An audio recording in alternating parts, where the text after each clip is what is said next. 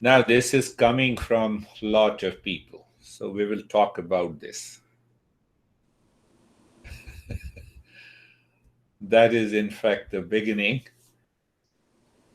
So, what it means by namaste, and the moment we do namaste, what should be where the mind should be, feeling, and thought.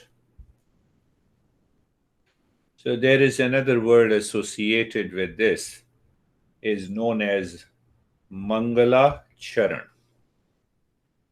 Mangal means auspiciousness, and Charan means feet. So, how do we walk the path of the Eastern wisdom rightly and properly?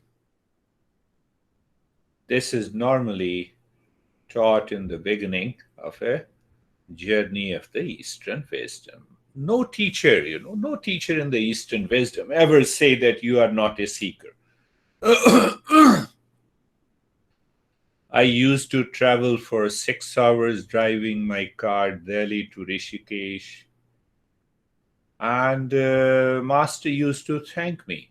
Oh, you have worked so hard. You have driven 6 hours. You are not going to be paid for anything, and you wanted to change yourself. So I must thank you. That was his humility. So gradually later on, I realized, and he taught us that no teacher in the Eastern wisdom ever say that you are not a seeker, provided we have certain doubts and when we invoke the principles to raise awareness what is blocking him or her. So what the teacher does, every teacher, even he is the or she is the greatest, they invoke the originator of Eastern wisdom. They claim that they do not have the knowledge, but they carry that knowledge from the tradition. So that helps the teacher also not to invite any reaction or wrath or anger from sometime from the seekers. It comes, it's okay. So by this process, the teacher empties his mind. So that is what we talk about Mangala Charan. So this is Mangala Charan. Simple translation is that the moment we want to learn anything from the Eastern wisdom, we keep aside our ego. Keep it aside. Yeah, normal ego is required in personal, professional, social life. But here we say keep aside your ego. So these two words are used. One is Mangalacharan and other is Namaste. You might have heard about the story I talked about a professor of mindfulness. Many people also contact me. They have a tremendous intellectual knowledge about meditation and mindfulness. But whatever Eastern wisdom says, it must be acquired systematically as taught in the master and a disciple tradition.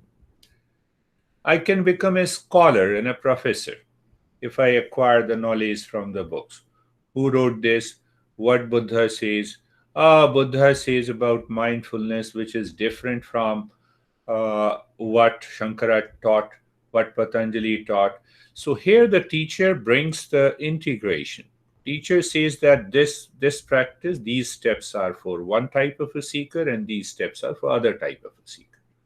But when we talk to the scholar, they say, no, no, no, mindfulness, meditation are different.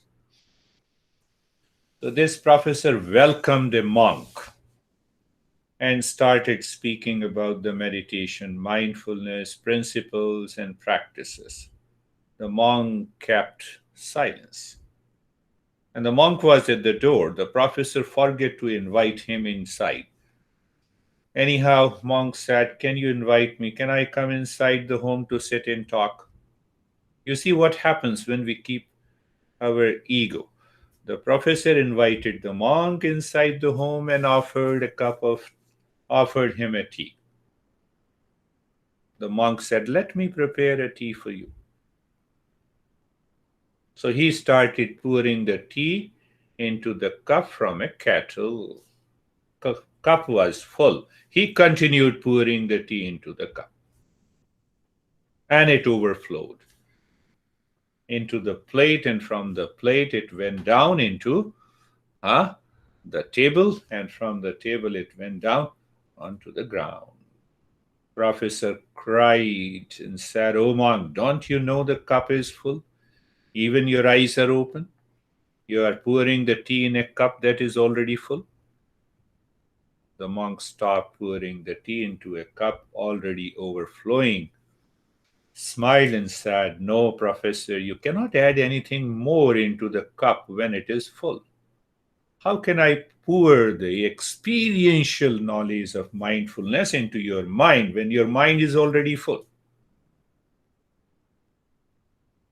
So it's a very famous story. We talk about it. When the mind is already full, how can we have the knowledge of this Eastern wisdom? And after all, we always talk about this. Mindfulness is an objectless state of the mind. And we normally forget when we have a scholarly attitude, when we become a scholar. We gather the information from different sources. So any text and every text in the Eastern wisdom starts with these two things. Mangalacharan. Mangala means that I create an auspicious moment. How I create an auspicious moment? I keep aside the ego. And namaste. Namaste. My master used to send me in the Himalayas to different masters. No, go there, serve him, and learn from him. So I will just talk about this, what he talked about namaste. What is the basic fact is that whenever we want to learn anything in the Eastern wisdom, our mind must be free. And only one thing is you keep aside your ego. Ego has lot of thoughts and feeling, images, past impression. Mangalacharan is the way. As I just told you, it is walking the path properly and rightly. So, what is auspicious moment? Auspicious moment, favorable, good, opportune, full of kindness in the mind. When auspicious moment is there, then the journey becomes easy, rewarding.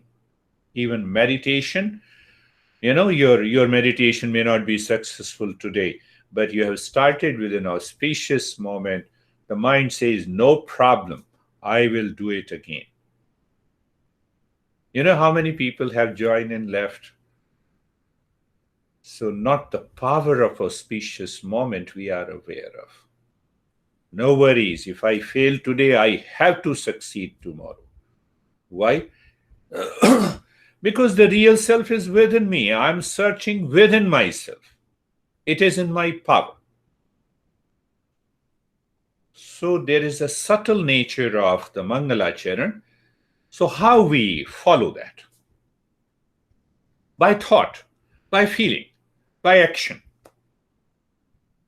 So every time we sit for meditation, we should have a right thought, we should have a right feeling, we should have a right action. What is the right thought? The moment we join, you should have a thought that I'm seeking real self, nothing else. I want to know clearly what is this real self. I want to discover the real self. I want to know the exact nature of the world outside. Because we feel the problem and suffering comes from the world. So when I am aware of the exact nature of the world, the problems goes away. Now I know the nature. Nowadays we have, today I have seen that it is 117 degrees Fahrenheit temperature. Now if I keep talking about, it's so much heat, so why you live in Arizona? Go somewhere else. So there you'll find cold. So my mind should be able to accept the very nature of the world, very nature of the world outside. Now you have a honey and who gets agitated on a small things. Now you have understood the nature of the world. What should you do? Mangalacharan. You create an auspicious moment. Every time, every moment. That is what living in a moment is. Honey does not only mean a couple. I have already told you many a times. Honey means what you love, what you like. Uh, your mind gets carried away by that object, that person, that thing. So that is how this Mangalacharan works. You see, Om Ganeshaya Namaha. So traditionally, habitually, now it has become a mechanical and a habitual practice. Everybody knows scholarly that when we say Om Ganeshaya Nama, it creates an auspicious moment. But we don't feel it inside. Come on, honey, we have to pray. You don't understand. And then we say Om Ganeshaya Nama. So I have not changed my attitude. What this mantra will do? Huh? Are you understanding what the mantra will do? You see, we have a lot of those things. So what these specific thoughts were converted into different mantras and verses to create an auspicious moment before doing any good work. So there are many ways to create this Mangalacharan or auspicious moment. Either you use the different verses. The way I begin, I get ready 10 or 15 minutes before, and I start reflecting and contemplating about my master. That has been my typical, it has become a habit. Oh, my master, I lived with him. Oh, what he taught me. Can I remind my mind what happened to me? How he got me rid of those challenges which I was facing when I was quite young. So, like this, I'm just reminding myself my association with the master. Or sometime, Ganeshaya Nama, Ganeshaya Nama, or some mantra in the verses. It is always good to do that. Why? Only one thing, when you keep aside your ego consciously. So what happens? The mind becomes empty, and then our meditation always succeeds. So this is Mangalacharan and Namaste. Another way of creating an auspicious moment is what we say, Namaste. So I was, when my master sent me to this master in the Himalayas, and we sat at his feet, he said, you see that when you join all the 5 fingers of the right and the left hand, so 5 fingers of the right hand are sense organs, and 5 fingers of your left hand are motor organs. So become aware and start becoming aware of the space at the center of the palm. It is only the space. They do not touch. Do you see the center of the palm do not touch each other? So the real meaning of the namaste is not me, not me. So every time we do namaste, become aware, it is not me. It is not me. It is the real self. That me is the ego, and that space we remind ourselves, it is not me. It is not me. It is not me. So we try to make the mind aware by thought, by feeling, by awareness. By awareness. things. That mind is always eager to listen. That mind is always humble, aware, and attentive to listen. I remember a story. I want to buy real self. Shopkeeper said, "Are you ready to pay the price?" Yes. Give me all your fears, insecurities, comfort, and anxiety. I will give you the real self. The essence is that when we live with that ego, we have fears, we have insecurities, we want to live into comfort, we want to live into that anxiety. Ego comes with those fears and insecurities. Fear of insult and praise, fear of sickness and health, fear of losing the comfort, entering into anxiety. So that master said, "Give me your mind, rest is okay. I will find the real self for you." So when we do namaste, we bring the mind inside our heart within. We remember that real self, which is self existent, that is self luminous, and that is self evident. So you see that we bring that state of the mind through our hands by Namaste Mudra. The word Namaste, if we find the meaning of the in the Sanskrit language, Namaha, we say Namaha.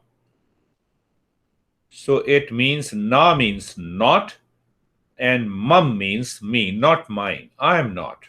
I am not. So what it means, if you go a little deeper, it means dissociation from the body, mind, and the sense organ. Why I'm doing Namaste? Because I'm of the nature of the real self. I am not body. I am not the mind. With that understanding, even you start thinking like this. Every time you do Namaste to everyone. Now, sometimes we feel shy of doing Namaste. So do it mentally. In meditation, we do it mentally. The master says, no, you need not to do it physically, because when we start the meditation, we say, no, don't move the body, body should be still. Do it mentally. Offer yourself mentally. I'm not, I'm not, I'm not. So when you say I'm not, what is going to happen? When I am not, then the thoughts, feeling, fears, and anxiety associated with that I will also leave you. That is the actual meaning of Namaste and Mangalacharan. So now, in that way, when you offer that I'm not the body, mind, you remind yourself. Sometimes we say, no, what will happen by thinking? What will happen by thinking? So you are thinking bad about your honey. Within a couple of weeks, you create an image about your honey, and then you will react.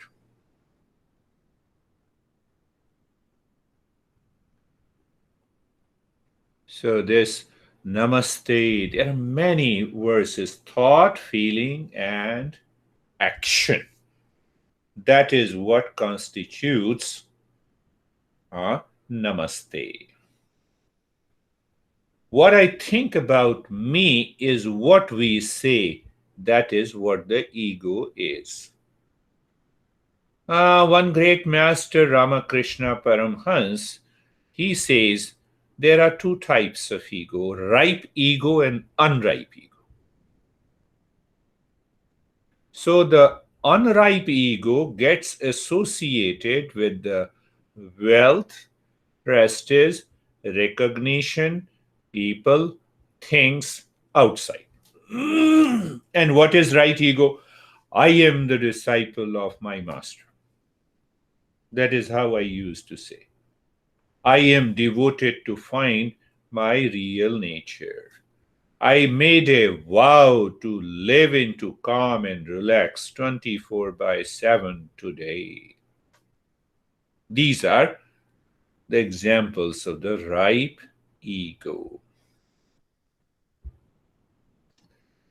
Another master used to explain that this namaste means not me, only you. So, what is that you? I do namaste to you. So, not you as a David, but you as an epitome of the real self. Not Stephen, as an epitome of the real self. So, outside our communication also takes place, and inside my mind also changes. So, this namaste helps us to get rid of from the clinging of the world. So once we release that clinging from the world, it helps us to change the mind for the best to treat the path of the Eastern wisdom. Normally, we have salutation and prostration. I used to prostrate my master. Prostration, you are aware of it, that you fall down physically in front of the master, you stretch your entire body, and through the 10 fingers, you touch the feet of the master physically. I was doing for 3, 4, 5 years, and one day he said, "How long you have to do this?" Crazy guy. Now you should translate that into a mental level. You need not to do it physically. It is enough. You see that? So salutation can be done physically, mentally, emotionally. Goal is only one, to keep aside that ego. So when this me and mine is gone, what happens? The mind is ready to learn. It will absorb the knowledge and the practice with the right attitude, with the right thinking. That is the basic goal. It is not the goal that. I think I covered that a couple of times. We'll be adding this namaste and salutation at the mental level, and we will check, is the mind ready? Or do we keep the ego in abeyance during learning? During learning this path of Eastern wisdom.